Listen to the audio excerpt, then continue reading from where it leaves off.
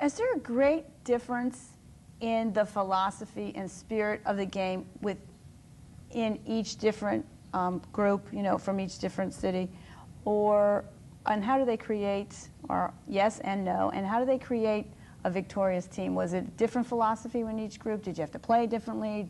Were the demands different from you? Yes to all of those questions. Philosophically, it really all starts with players. I mean, you got to have talent to start out with. Then I do think the coach is important, and his philosophy as to how he wants you to play the game. In Detroit, when I first came here, we had a wide open offensive coach. He was offensive minded, so we were up and down the court pretty much. And then the next coach I played for in Detroit was very defensive minded, so our style had to change altogether. When I went down to the Bullets and played for a couple of years, I had to adjust my game because I played on a team that had 3 All-Stars already before I came, and great players, 2 of them in the top 50, which would have been Wes Unseld and Elvin Hayes and myself, and then Phil Chenier was the other All-Star.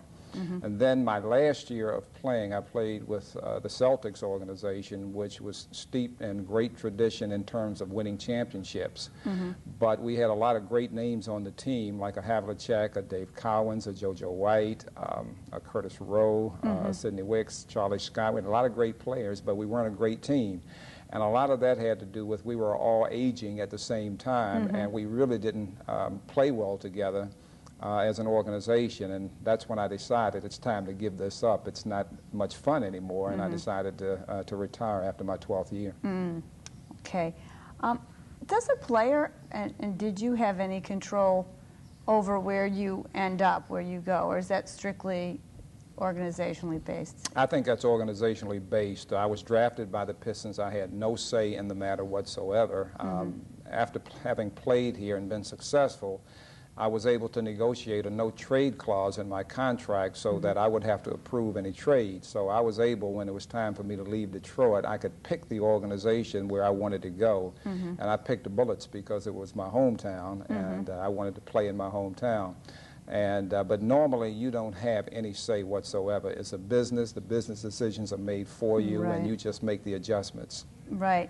Are those adjustments difficult to adjust to the different personalities? And I wonder what it's like. I mean, when you're on a team, there are so many players and so many egos, and everybody's trying to win something.